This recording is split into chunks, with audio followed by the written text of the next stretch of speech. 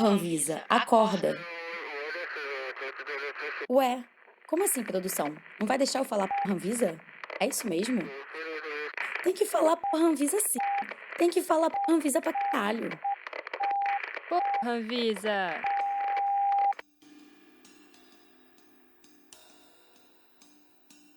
E aí, pessoal, tudo bom com vocês? Bem-vindos a mais um episódio do Prato Cheio, podcast sobre alimentação do joio e o trigo. Eu sou a Juliana Jeitens, uma das repórteres, e vou apresentar o prato do dia de hoje com a Amanda Flora, que não apareceu aqui ainda nessa temporada por motivos técnicos e pandêmicos. Você apresenta pra nós aí, Amanda? Oi, pessoal, aqui é a Amanda. Sou eu que cuido aqui das redes, do joio e desse podcast. Vocês já me conhecem da outra temporada e tô aparecendo aqui na segunda, agora nesse episódio especial sobre a Anvisa. O prato do dia de hoje tá cheio de nutrientes, como ferro, cálcio e fibras. Isso se a gente acreditar nas alegações nutricionais que as empresas de alimentos anunciam nos rótulos de seus produtos. Nos rótulos que deveriam ter mais atenção da Agência Nacional de Vigilância Sanitária, a Anvisa. Então, com vocês, o prato do dia. Porra, Anvisa, acorda! Ju, então, para começar, vou te fazer uma pergunta. Você gosta de ir ao supermercado? Amanda, eu sou do tipo prática, sabe? Eu vou ali, cato as minhas coisinhas que eu preciso e que normalmente não tem na feira e saio meio rápido. Não gosto muito de ir, não. E você curte? Olha, Ju, sinceramente eu até gosto. Mas desde que eu comecei a me preocupar com os alimentos que eu tô ingerindo, isso acabou se tornando uma tarefa um tanto cansativa. Já que desvendar os rótulos dos alimentos é quase impossível, né? Quando eu era pequena, a minha avó me ensinou sempre a olhar a validade dos produtos. Então, sempre que eu vou ao supermercado, é aquele processo. Tenho que conferir a validade, comparar preço e agora eu ainda tenho que tentar entender as minúsculas letras dos rótulos. E agora também sou eu que estou alertando a minha avó que tem mais esse cuidado que a gente precisa tomar. Então a gente precisa estar sempre ali olhando a composição dos aditivos, gordura e etc, etc. No fim, eu acho que tanto eu como minha avó gostaríamos que fosse mais fácil essa tarefa de ir ao supermercado. Sim, Amanda, total. E que bom essa troca, né? Primeiro sua avó te ensina, agora você ensina ela. Muito legal. E assim, escolher de forma mais consciente o que a gente vai comprar é uma tarefa muito mais complicada se a gente levar em conta as tais das alegações nutricionais que as empresas fazem em relação aos seus produtos. No Brasil, o órgão responsável por estabelecer e fiscalizar as normas de rotulagem é a Agência Nacional de Vigilância Sanitária, a Anvisa. Isso inclui a regulamentação sobre alegações nutricionais. Então, para ficar mais claro, vamos mostrar aqui, Ju, o que a Anvisa diz sobre os rótulos. Então, em primeiro lugar, o rótulo não deve conter palavras ou qualquer representação gráfica que possa tornar a informação falsa ou que possa induzir o consumidor ao erro. Em segundo lugar, os rótulos não podem atribuir as propriedades que não possuam ou não possam ser demonstradas. Indicar que o alimento possui propriedades medicinais ou terapêuticas, ou ainda aconselhar seu uso como estimulante, para melhorar a saúde, prevenir doenças, ou como uma ação curativa. Uma frase como previne osteoporose não pode estar no rótulo, por exemplo. E eles também não podem destacar a presença ou ausência de componentes que sejam próprios de alimentos de igual natureza. Nesse caso, a gente pode dar o exemplo do óleo vegetal, que vem escrito sem colesterol. Sim, sem colesterol, como todo óleo vegetal, né? Outra coisa que eles não podem é ressaltar, em certos tipos de alimentos processados, a presença de componentes que sejam adicionados como ingrediente em todos os alimentos com tecnologia de fabricação semelhante. Um bom exemplo seria o da frase maionese preparada com ovos, já que toda maionese deve ter ovos em sua composição.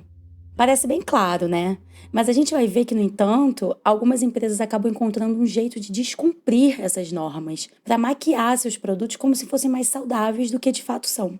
Desse jeito, elas acabam confundindo os consumidores. E o pior, nem sempre são penalizadas por isso. E se você ainda está se perguntando o que é essa tal de alegação nutricional, vamos lá.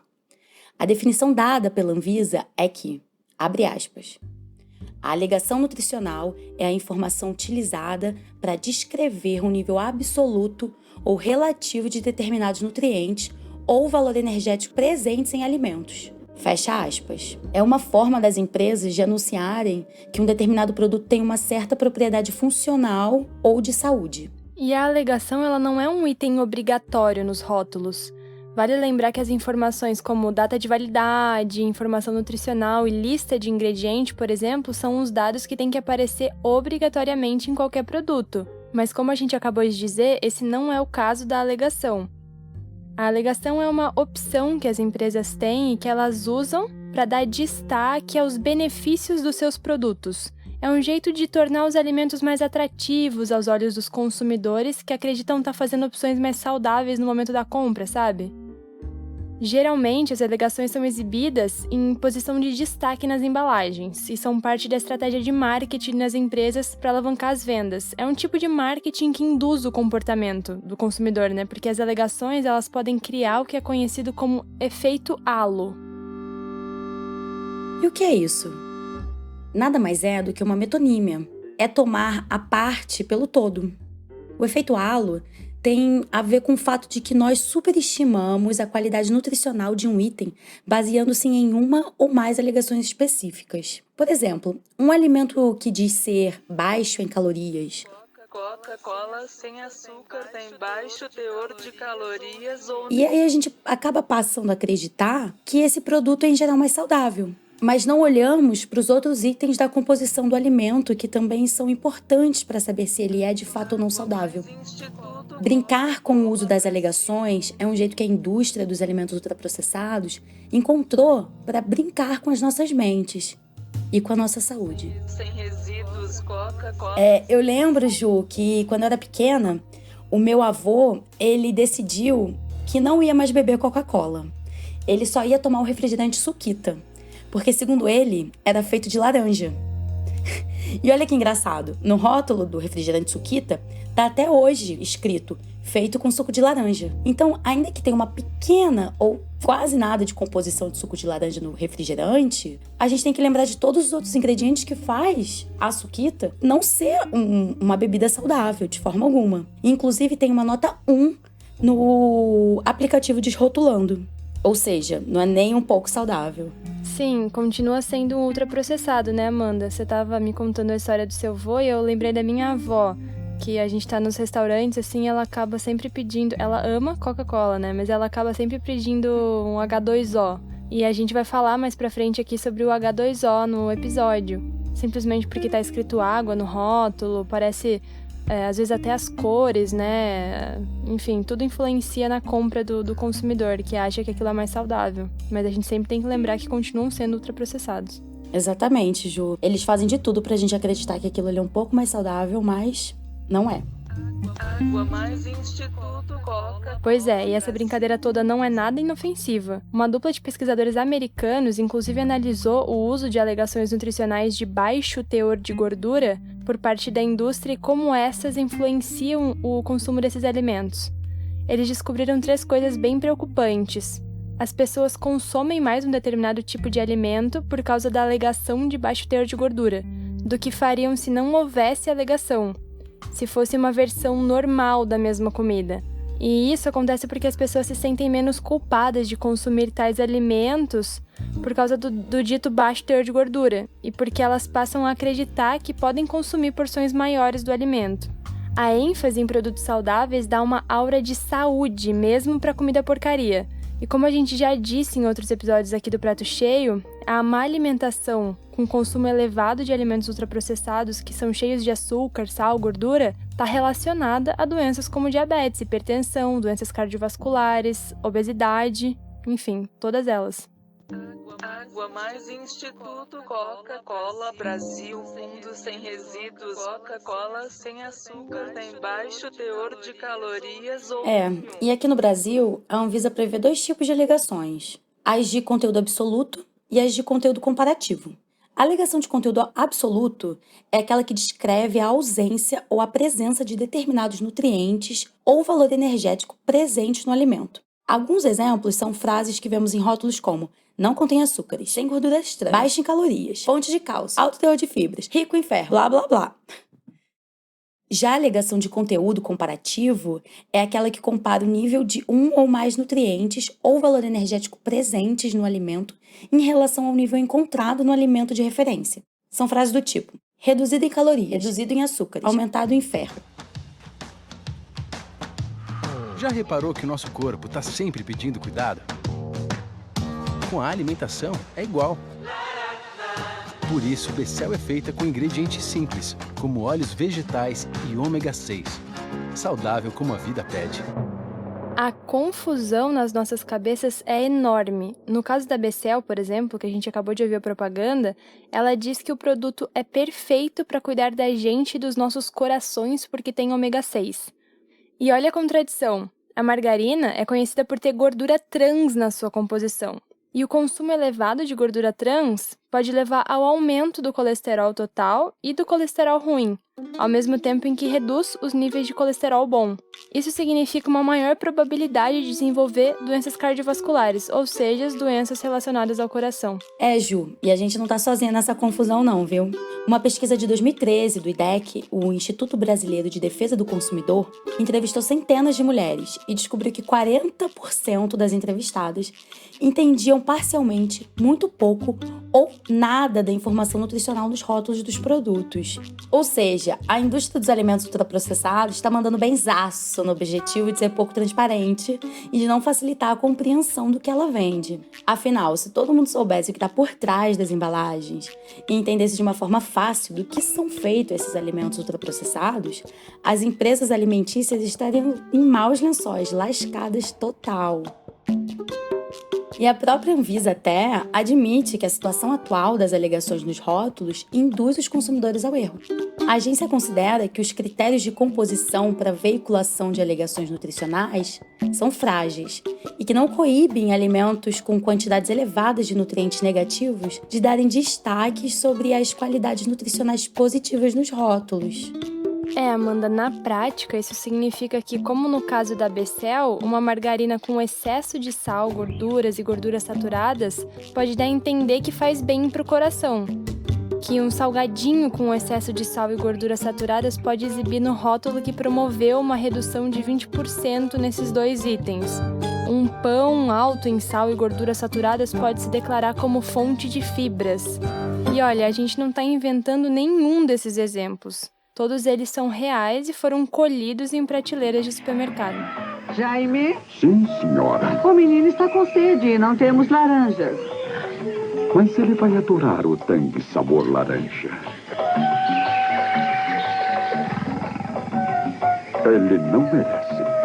Quero mais! Ju, eu como boa criança dos anos 90, lembro bem do Jaime, das propagandas da Tang. Eu não sei se você vai lembrar muito, que você é um pouco mais nova que eu. Mas, quando você ouve, a gente percebe que a gente deveria estar prestando atenção. O que é engraçado dessa propaganda é que eles tentam fazer suco de laranja sem ter laranja. A verdade é que não dá pra fazer suco sem laranja. Não rola substituir a fruta por um pó mágico cheio de corante, espumante, espessante e todos os outros antes que você pode imaginar. E ainda por cima, tentar vender isso como uma escolha saudável, né? Essa história do Tang é bem parecida com o caso da suquita, que eu falei lá em cima, do meu avô, né? Mas no caso da Tang, os desfechos foram diferentes. Em 2017, a Tang colocou em sua embalagem os seguintes dizeres: sem corantes artificiais. Mas isso não deixou claro que havia o uso de outros corantes no produto. Isso claramente confundiu o consumidor, que foi induzido a acreditar que aquele produto era mais natural, mais saudável do que realmente era. E nesse caso, a Mondelez, a empresa que produz o Tang, foi pega. A Secretaria Nacional do Consumidor, que é parte do Ministério da Justiça, determinou que a Mondelez tinha cometido práticas em desacordo com os princípios da transparência e da boa-fé previstos no Código de Defesa do Consumidor e multou a empresa, enquanto a suquita segue até hoje com suco de laranja na embalagem. Pois é, Amanda, confusão total. E assim, apesar de ter mudado o rótulo, a embalagem do Tang ainda continua comunicando informações duvidosas, já que vem com imagem de fruta, mas contém apenas o aroma delas. Ou seja, o rótulo relaciona o produto a um alimento saudável, que são as frutas frescas, sem apresentar nenhum benefício do próprio alimento, e ainda podendo prejudicar a saúde, né? É uma coisa assim de louco.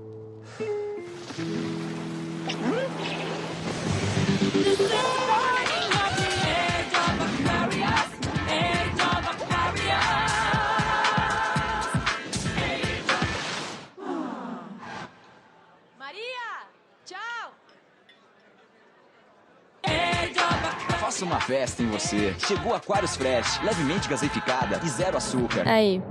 Bom, como eu já mencionei lá em cima, um outro caso de descumprimento das normas de produtos são os produtos da H2O, da PepsiCo e Aquarius Fresh, da Coca-Cola, que saiu de linha. No comercial que a gente acabou de ouvir, cada vez que a Maria dava um gole na Aquarius Fresh, entrava uma imagem de cachoeira na propaganda, o que dava a entender que o produto era água. Além disso, né, gente, basta olhar só para os nomes dos produtos e para as embalagens para ver que a gente é induzido a pensar que a gente está comprando algo mais parecido com água.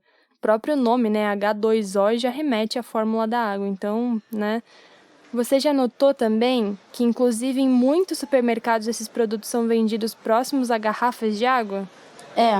Mas na verdade eles são refrigerantes. E ambas as marcas já sofreram processos no Ministério Público por esse motivo. A indústria alimentícia chega a ser tão cara de pau que o duelo de titãs saiu das gôndolas. E a PepsiCo, que produzia H2O e que sofreu um processo em 2006, foi quem entrou com a representação no Conselho Nacional da Autorregulamentação Publicitária, o CONAR, no Ministério Público de São Paulo e no PROCON contra a Coca-Cola em 2007, por causa da Aquarius, outro produto semelhante. Sim, e depois desses processos, as marcas foram obrigadas a inserir a palavra refrigerante no rótulo e foram proibidas de usarem água para descrever o produto. Mas fora isso, assim, nada de muito efetivo aconteceu. A Coca-Cola, por exemplo, recebeu uma multa, mas recorreu e acabou nem desembolsando os quase 2 milhões de reais. Bom, não há dúvida que a gente está um tanto perdido na hora de escolher o que vai para o carrinho, né? E também que estamos sendo confundidos pelas empresas que anunciam que seus produtos trazem benefício ou são menos prejudiciais à saúde do que eles de fato são.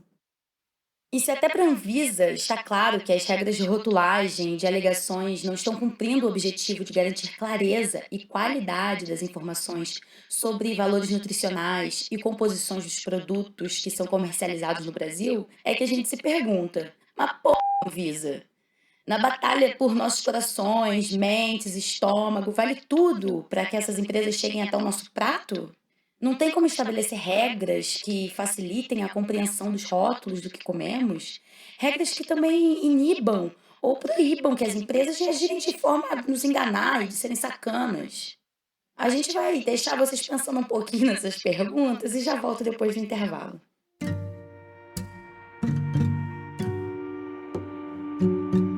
E aí, pessoal, tudo bem? Eu sou Guilherme Zóquio, repórter do Joio e o Trigo e um dos apresentadores desse podcast. Vocês talvez reconheçam o meu nome dos textos que estão lá no nosso site. Eu vim aqui dar um recado. Essa temporada do Prato Cheio está no ar graças à contribuição dos nossos ouvintes que participaram do financiamento coletivo. E também está no ar devido ao apoio da Fundação Heinrich Böll. O Prato Cheio é uma realização do site O Joio e o Trigo, e o nosso projeto é financiado pela ACT Promoção da Saúde e pelo Instituto Ibirapitanga. Eu queria lembrar que você também pode contribuir com a gente. Entre em nosso site e saiba como: ojoiotrigo.com.br. Obrigado.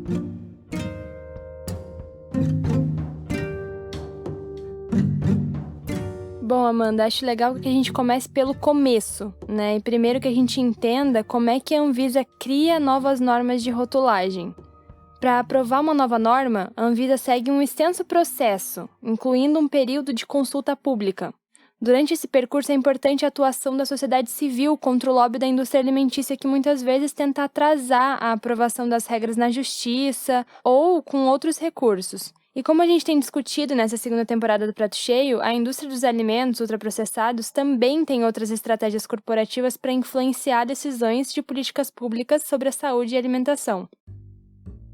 Bom, um exemplo disso é um levantamento que a gente fez sobre a agenda dos diretores da Anvisa em 2019, e a gente descobriu que, cerca de 90% dos compromissos deles, dos diretores, foram com o setor privado. Ou seja, empresas farmacêuticas, do setor alimentício, do setor médico, de agroquímicos. Inclusive, a gente incluiu na agenda a Thalita Anthony, responsável pela Gerência Geral de Alimentos da Agenda Regulatória. Bom, isso não significa que, toda reunião com as empresas tenha sido a favor dessas indústrias. Mas assim, certamente os diretores não usaram a maior parte da agenda deles para participarem e se dedicarem a reuniões com a sociedade civil, com associações, com instituições envolvidas e que sentem os impactos da agenda regulatória, já que a função da Anvisa é justamente proteger a sociedade dos problemas que o setor privado possa gerar. E para proteger a sociedade, ela precisa ouvir a sociedade. A justificativa da Anvisa é que as empresas demandam mais que a sociedade civil. Então fica aquele velho empurra-empurra, sabe, Amanda? A sociedade não demanda, não bate da minha porta, eu também não corro atrás. Mas olha que contraditório, a Anvisa ela tomou medidas que ajudam nesse distanciamento entre a sociedade e o órgão regulador. Ela cortou, por exemplo, um canal essencial de comunicação com o público. Mas enfim, todos esses detalhes estão disponíveis na nossa reportagem com link na descrição desse episódio. Se você quiser dar uma olhada, é só clicar. Por fim, toda nova norma da Anvisa precisa ser aprovada pela diretoria colegiada, composta por servidores técnicos, sendo alguns deles de indicação do nosso excelentíssimo presidente. Contém ironia aqui, tá?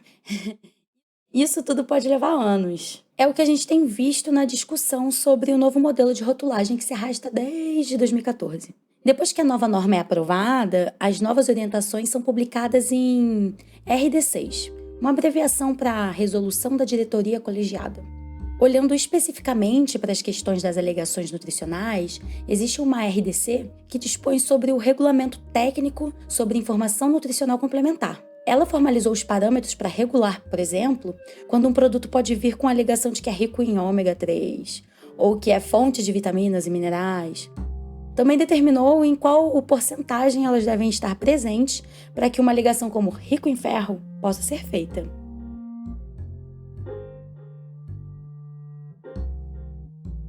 E assim, hoje, no processo de definir um padrão de rotulagem frontal para os produtos, a Anvisa também está estudando limitar e até proibir alegações nutricionais em rótulos de alimentos ultraprocessados.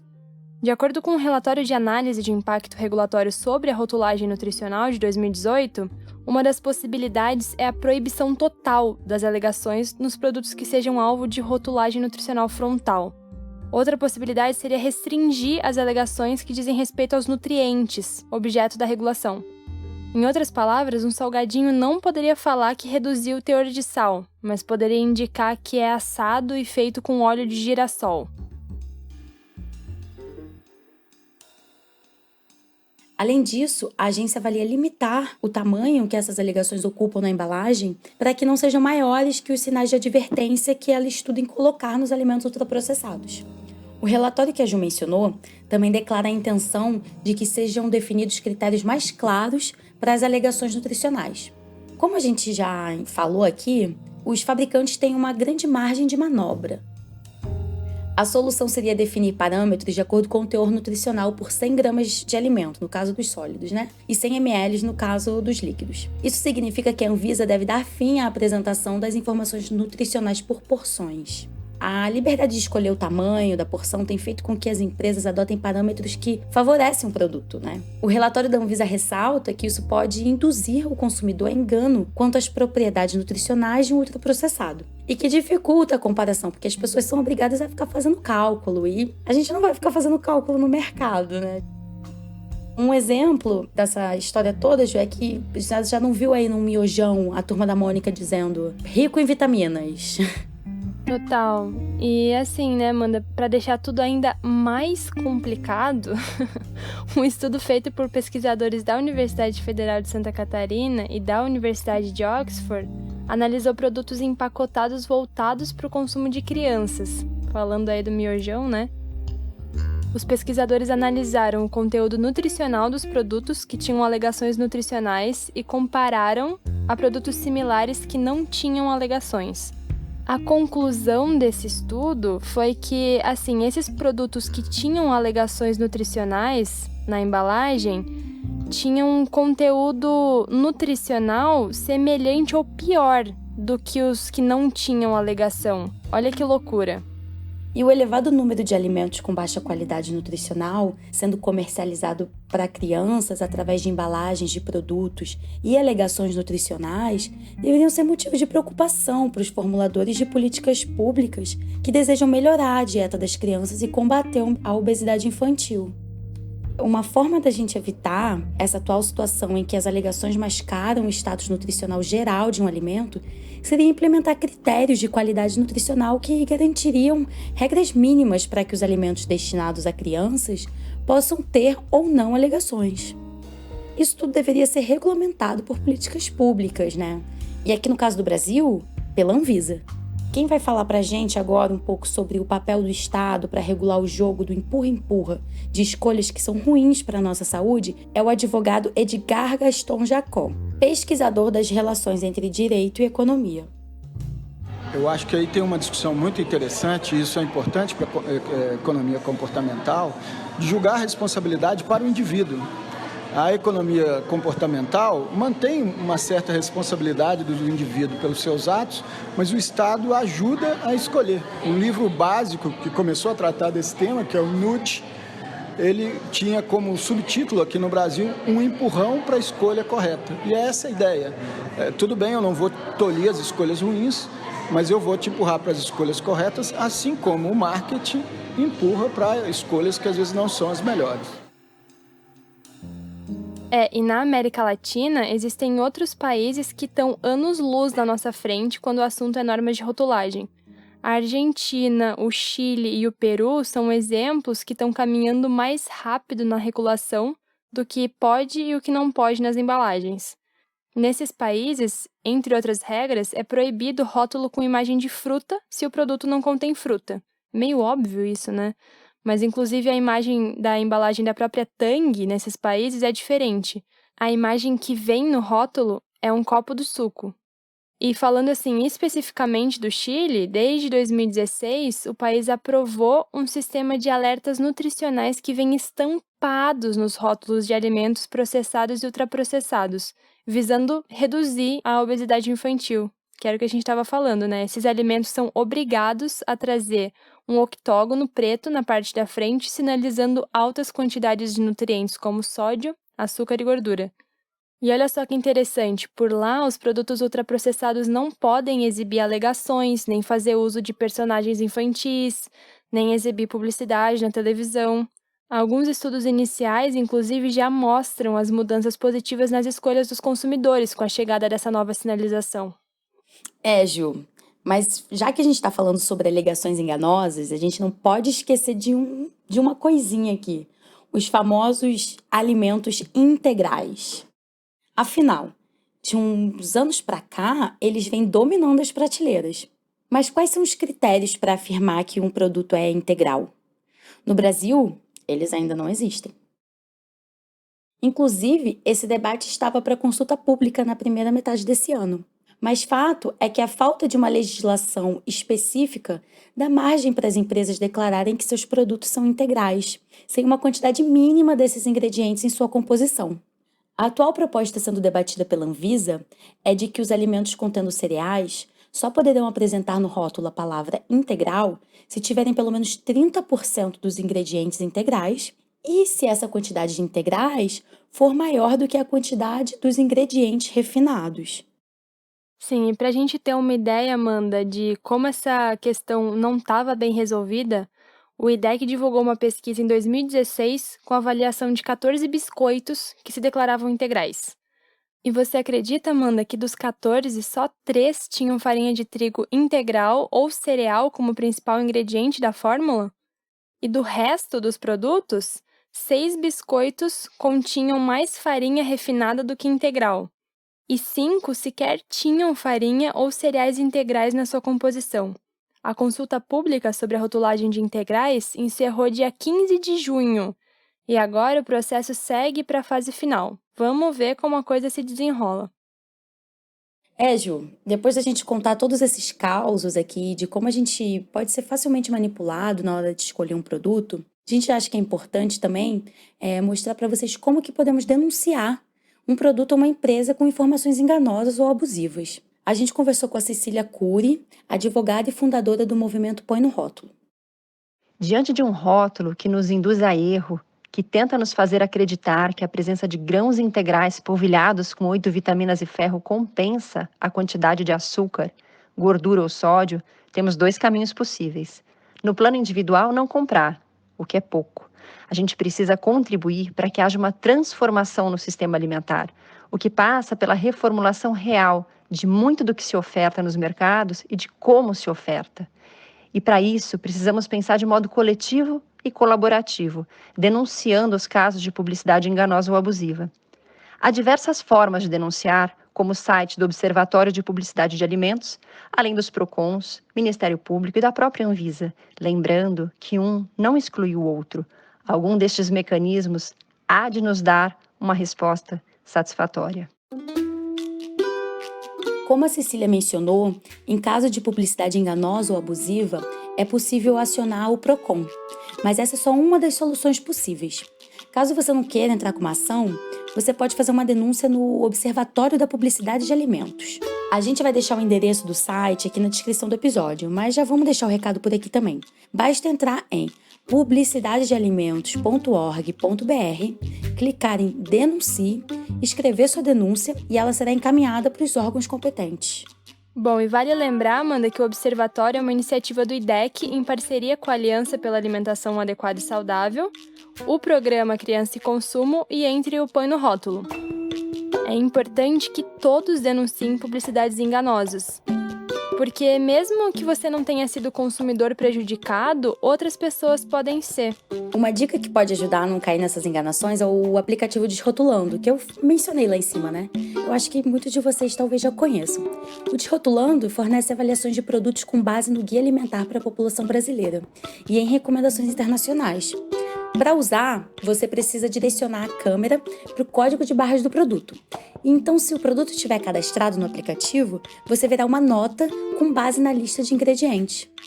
O interessante é que ele explica por que alguns ingredientes não são indicados. Vocês podem se surpreender com as notas de produtos aparentemente saudáveis. Quem vai falar mais sobre o Desrotulando é a Carolina Grace, nutricionista e cofundadora do aplicativo.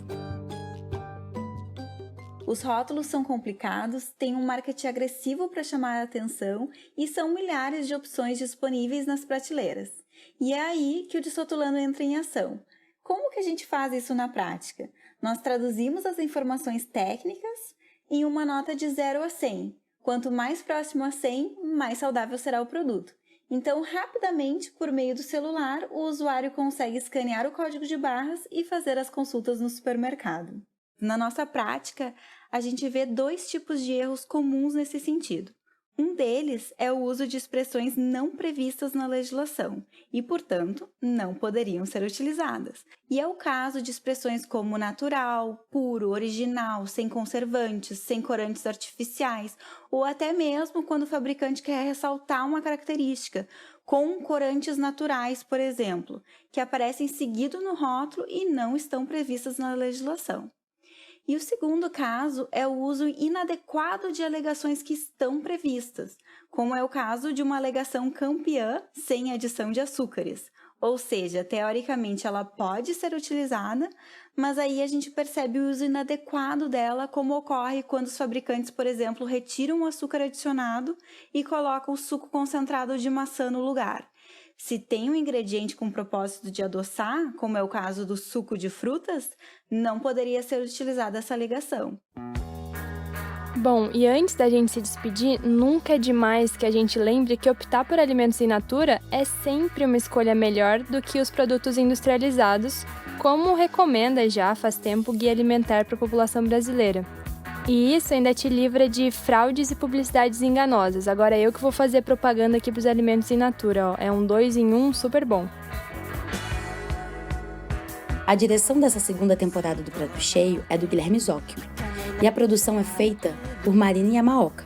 O roteiro desse episódio é da Marina Yamaoka e da Marina Fontanelli. A edição de som é do Vitor Oliveira. A gravação foi feita nas nossas casas mesmo. Quem cuida das redes sociais sou eu, Amanda Flora. A ilustração desse episódio foi feita por Denise Matsumoto. Esse podcast está no ar graças ao apoio dos nossos ouvintes que contribuíram com a nossa campanha de financiamento coletivo no Catarse e a Fundação Henrique Bol. O Prato Cheio é uma realização do site O Joio e o Trigo, que é financiado pelo Instituto Virapitanga e pela ACT Promoção da Saúde. É isso. Obrigada, pessoal. Até o próximo episódio. Tchau, pessoal. Até o próximo episódio.